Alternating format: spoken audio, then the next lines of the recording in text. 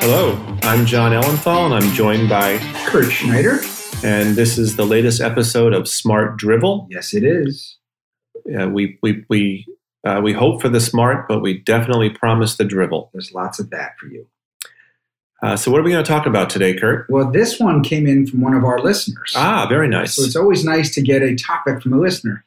This one, and it's interesting because on the surface, you think of it one way, but it's actually got some depth. It's got some gravitas. It has some meat to it. When you say gravitas, the first thing I think of is salmon, but I think that's a gravlax. It is. It's much different. Do you think of salmon when you say gravitas? I don't, no. Will you now? Yes. Okay. Because by the way, we talked about capers last time. I love the caper berry, which you have not tried yet still. I had never heard of a caper berry. I'm just familiar with the little ones that come like soaked in vinegar and you only use when you're having, smoked salmon. Try the extra large caper berry, and it comes with a stem you can eat. Anyway, the topic for today, underappreciated states. Now, we're going to talk states, both upper and lower case. So it could be a state that is part of the United States of America. That's a state. It could be a state of being in one way or the other. Like existentialism? Yes. Or it could be a state like a governmental state that's been underappreciated throughout time. What's an example of a governmental state? Well, it could be a piece of time of government. So like a government theory? Well, here's what pops into mind. Okay. Trotsky. Did Trotsky pop in? The guy who played for the Islanders? No, that was Trottier. Different guy. Leon Trotsky, he had a tough go of it because you had the Bolshevik Revolution of 1917. When was that? By the way, I saw that movie in 1917. Very good. Oh, I did. Bolshevik Revolution, 1917. Lenin sweeps in. Okay. Lenin dies. Trotsky comes in 1926, maybe around there. The problem is Trotsky is sandwiched, by the way, that was a good podcast, our sandwich one, in between Lenin and Stalin. He tries to do both. He tries to be pure like Lenin, but try to put it into sort of the future, not the 5-year plans that Stalin did, but a little more futuresque. And then Stalin basically said, sent him to Mexico and killed him. So that's an underappreciated state. What is it about the state, though, that he wanted to run that made it underappreciated? Was it a good thing? Well, I think that Stalin didn't appreciate it, and Stalin basically took over for the next 40 years. So what Trotsky's time is underappreciated. Well, underappreciated gives me the impression that it's a lot better than people give it credit for. Was there something about his system, his societal governmental system, that is admirable in ways that don't get credit in the mainstream? This is when we turn back to our listeners and say, Google it. Okay. So what about a state, John? Give me an underappreciated state, like one of the 50. An underappreciated state. So I'm going to pick a state that I lived in, and that's the state of Tennessee.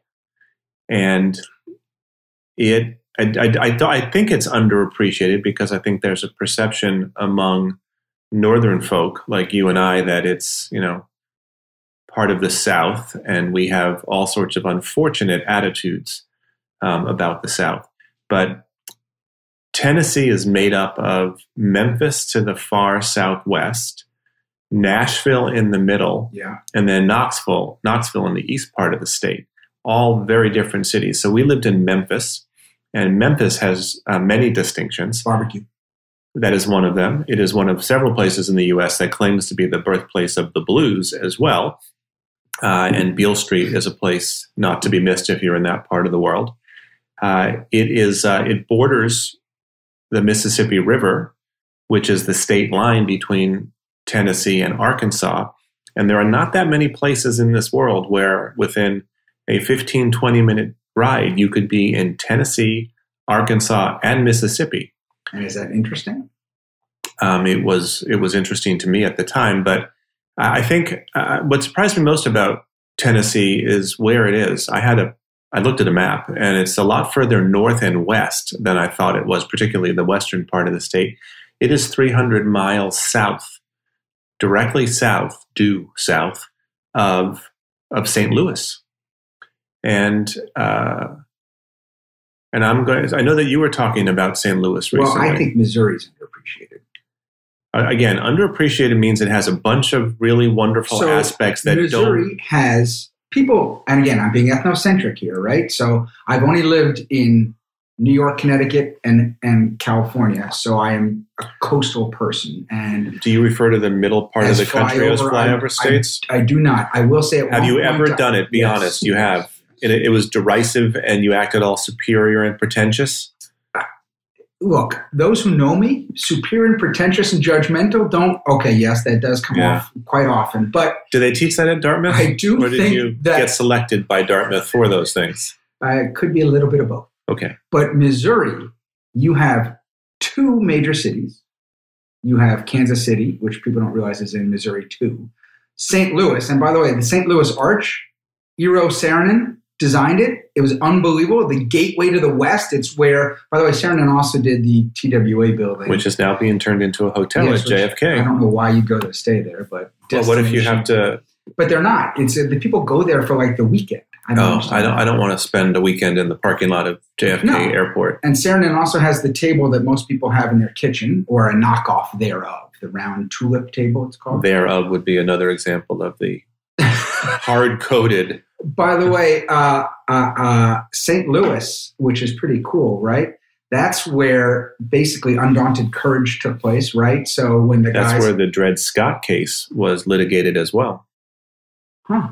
Yeah. So does that make it underappreciated, though? I think there's a lot of stuff that comes out of there. Well, look, it's obviously an important moment in United States history, and I agree that the Arch is one of the few it's certainly an iconic image of a place and a state of mind as the gateway to the West. I had a problem in St. Louis once.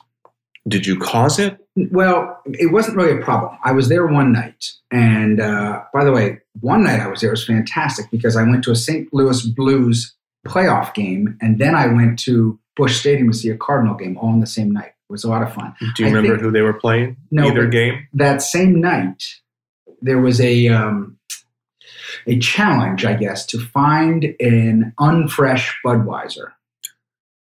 An unfresh Budweiser, and what's unfresh mean? It was up to interpretation. Okay, so it wasn't just past an expiration date. Up to interpretation. Unfresh. Yeah, it took us quite a while to find an unfresh. Do you know they have casino boats in the Mississippi right there? Yeah, they do. You can try those too, and it was an interesting evening. But which genius that you were with decided, hey, I have a great intellectual pursuit that will get hours of fun and entertainment from. Let's seek out an unfresh Budweiser. At the time, it sounded like a good idea. How many fresh Budweisers had you had to the point before making that decision? South Dakota, another. I'm not done with St. Louis. I have taken a tour of the Budweiser factory in St. Louis. Okay. I have been to the top of the Arch. I don't think they call it a factory, by the way. What do they call it? Brewery. Yeah. They don't I guess they don't manufacture. You've taken the elevator up the Arch. I have. And how's the view? It's a good view. I don't know if there's it's not the most densely populated area. So I don't know that there's a lot of things to look at other than the vista, which is always cool. I have been to the old Busch and the new Busch Stadium.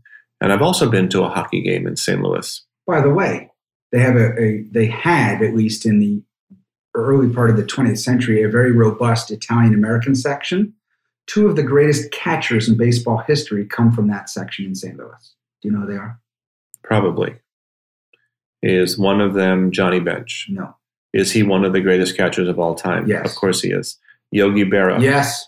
And I don't want to say Roy Campanella. No. Joe Garagiola. Oh, of course. Oh, of course. Both from St. Louis, both from that neighborhood. Interesting, right? That is interesting. Yeah. So do you want to say anything about Kansas City? I've also been to Kauffman Stadium and in Kansas City. Anything else you wanted to add about your argument for the underappreciated nature? Also great barbecue. Yeah, it's a different kind of barbecue. Yeah. It's a different kind of barbecue. By the way, you also have the Ozarks in Missouri. Uh-huh. Do you know that there were a lot of people in the 19th century who, Jesse James type of people who were stealing stuff, who ran to Tennessee and to Missouri? Do you know why?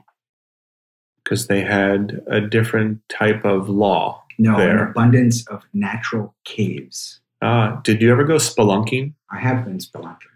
I don't like to spelunk because It's fun to say. it is very fun to say, and we'll have a whole podcast on words that are fun to say. Spelunking actually freaks me out. One of my personal fears is being trapped in a really tight space and being, trapped underneath something. I agree. So when you're crawling along, that just freaks me out. So while I enjoy saying spelunking, ironically, I don't enjoy doing spelunking. So from the Arch in St. Louis to Mount Rushmore, I think you were going to talk about South Dakota. Look, Make your argument for why South Dakota is underappreciated. First of all, it's beautiful. Again, I want to get back to before you continue, I'm sorry.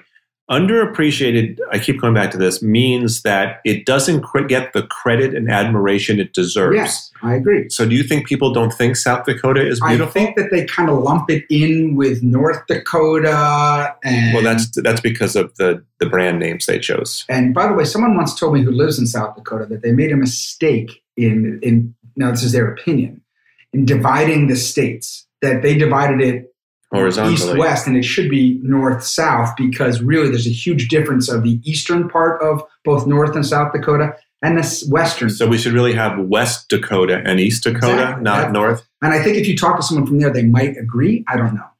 If a plane crashed on the border of North and South Dakota, where would you bury the survivors? Okay. If a rooster laid an egg on top of a roof, that peaked roof, would it go to the right side or the left side? If an electric train is going north at 50 miles an hour and there's a wind blowing south 20 miles an hour, which direction does the smoke go? Very nice. Thank you. How many surrealists does it take to screw in a light bulb? I don't know. Fish. How many? Actually, someone said to me this morning a screw in the light bulb joke, believe it or not, about an hour ago. So I got two today. I was at the gym and the trainer said... At the gym, good for you. Thank you very much. The trainer said, how many bodybuilders does it take to screw in a light bulb? And I, of course, didn't know. And he said 3, 1 to screw in the light bulb and the other 2 to tell him how huge he looked while he was doing it. That's good. All right, so make your case for South Dakota. It's beautiful and it's divided wrong. First of all, you have Wall Drug, which you'll say, it's cheesy. But you drive in South Dakota, you take Route 90. You see signs for Wall Drug for 200 miles to keep coming. And then it's this fun sort of Wall Drug. Oh, you also have Mitchell Corn Palace. I was going to say the Corn Palace is there. All built out of corn. Fun to see. It's kind of Americana in itself. You want to hear something crazy about me? Sorry. Yes, please. I have been to Mitchell, South Dakota, yet I did not go to the Corn Palace. That's largely because I don't... No, actually, I was forced to take clients pheasant hunting. And... I guess I wasn't forced, but there was something we did every year, or our company did every year. And every year they asked me if I would come along. And every year I said no. And then one year I panicked and I said, okay, not this year, but next year. And lo and behold, next year arrived and I had to go. And it was November. It had to be close to 0. It was brutally cold. I went to Cabela's. In the 48 hours I was there, I went to Cabela's 3 times to continue to buy. And, it was not the world's greatest experience. But you didn't go to the Corn Palace. I have been. I did not. I did go to a strip joint and had a very embarrassing experience there, which I'll tell you about when you're done telling us about things about South Dakota. Well, I was just going to say you also have the Badlands. Yeah. You have Mount Rushmore. I would love to see Mount Rushmore. Have you seen them? Yes. And is it as impressive in person, or was it? Yes. Yeah. It is. How big is it? Is it awesome in size? It is awesome in size. It is huge. And if you've seen North by Northwest. Of course I have. Yeah. So I was with 3 friends and we tried to recreate some of these. Saint Marie, yes. Ava Marie Saint. Yes. Right? Very beautiful. We actually tried to, one of us was pretending he was Alfred Hitchcock, who put himself in every movie. That's his thing. By the way, Rope was done in one shot. Favorite Hitchcock movie? Vertigo. Rear Window. Yeah, Rear Window is awesome too. I mean, that's just... Vertigo is awesome too. And To Catch a Thief is kind of fun Hitchcock if you want to be fun. Where does The Birds fit in? Where does not The Birds? Where do birds... No, not for you. Not for me. Psycho? Not bad, but it's kind of like it's expected to say something. I think Grace Kelly, that was peak Grace Kelly for me, Rear Window, and to create that kind of drama and fear with such little. Fabulous. I mean, that was a great movie. Iowa. Des Moines. Quad City. Uh-huh. Do you know the Quad Cities are actually 5? I did not. I was going to ask you to name the 4. Yeah. Well, can you name the 4? Moline, East Moline, Davenport, and then there's 2 others that this guy I know, my trainer who I work out with. Oh, congratulations. That's good. Good for you. He tells me all the time the other 2, and I always remember them while I'm working out, and then I forget. I've never been able to commit all 4 to memory. What's the 5th? Uh-huh. What's the 5th? Uh-huh. Okay. So that would be an underappreciated part of the Quad Cities. But it might be like in Illinois, not in Iowa. So and we're talking about Iowa. And Chicago, it makes Illinois. I always think of Moline as being in Illinois. You're telling me? It is. Okay. But I think like New Rock City or whatever the one is that's New Rochelle. So, which by the way, when I grew up, we did not have New Rock City. It was just it's a little embarrassing. So they try to be cool. Do people who live there like the fact that it's called New Rock City? I don't think so. It's like people in Chicago, they hate when they say like Chi-Town or Frisco. I mean, those to locals, that is just anathema. So I can't name the Quad Cities, all 4 or 5 of them, but I can name the 3 rivers that converge in Pittsburgh. So the Ohio, the Allegheny, and the Monongahela. Yes, another fun word to say, Absolutely. The Monongahela. It's a great one. So Iowa. Pittsburgh's up and coming. I read a lot about how Pittsburgh is really merging as a startup and tech hub. I was born there. Were you really born there? Yeah. McGee Women's Hospital, 1965. I thought only women could be born there. No, women are admitted there. Oh, okay. So you're allowed to be born there. I was confused about how that works. Can I go back to Iowa for a second? Yes, take us away, Kurt. So, first of all, they have a race across Iowa. I've never done it. It's called like RAGBRAI. It's like the something great race across Iowa. And, but the big thing about Iowa, and this is kind of sad to be known for, the crash. That's what they're known for. The day the music died. Oh, of course. Yes. Buddy Holly, Richie Valens, and the Big Bopper. That's correct. And that is, of course, the basis for American Pie, which is literally the day the music died. Chantilly Lace, great song by Big Bopper, by the way. I do not, I almost started to sing there, but I am completely unable to sing. Although in my next life, I would love to be able to sing because it's so beautiful. Me too. So even though I'm familiar with the crash and the day the music died, as well as the passengers on that plane, at least the famous musical ones, I do not associate it with Iowa. Of course, it happened in Iowa. You know what? My favorite thing about Iowa is Field of Dreams. Did you enjoy that movie? Very much so. I love it. I mean, it's beautiful. I love baseball, but it's about fathers and sons, and there's so many wonderful themes there and I have, there's this artist who creates minimalist posters of famous venues, starting off with sports stadium or stadia. And I have a minimalist poster of the Field of Dreams. And actually this upcoming summer, there's going to be a major league game, like a Sunday night game, the Yankees and maybe the White Sox. From there? We should go. To Iowa. Yeah, to see that game. And we could actually have our first remote podcast. Done. Okay. By the way, you just reminded me of something. Thank you. Because Field of Dreams brought this up. We're talking about underappreciated states. Yes. We've talked about... You're trying to, at least. Well, I've done my best to take you off of that. Well, we've talked about after states, that lame Tennessee start I gave us. But we got there. How about this? Okay. I just thought about this because of Field of Dreams. Everyone talks about how great Nirvana is, right? Nirvana definitely not underappreciated. The music or the state?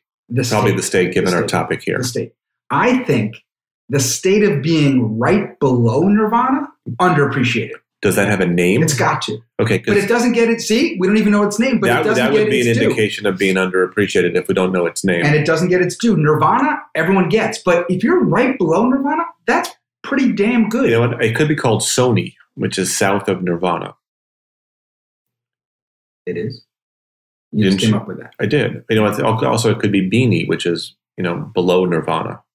These are not going to catch on, are they? No. I think no. But anyway, I think that is an interesting state. What other states are underappreciated? As I've gotten older, I've appreciated or become more desirous of the state of calm, which is not something that neither you nor I understand or experience all that often. But on the rare occasions where I've actually felt calm and clear, it's remarkable because it creates all this energy and all this focus. So do you meditate? I don't, but I'm reading about it. Does that count? Meditation for Dummies? No, I'm actually reading a fascinating book. It's about Buddhism, but it's really a story of evolutionary psychology, and it's discussing how our psychology hasn't quite evolved to the point. A lot of how our psychology works was a function of what life was like a long time ago, and life today very different, and our psychology hasn't completely caught up. And it talks about a lot of the illusions that our brain creates for us, which can create problems. And it does get into meditation and the teachings of the Buddha.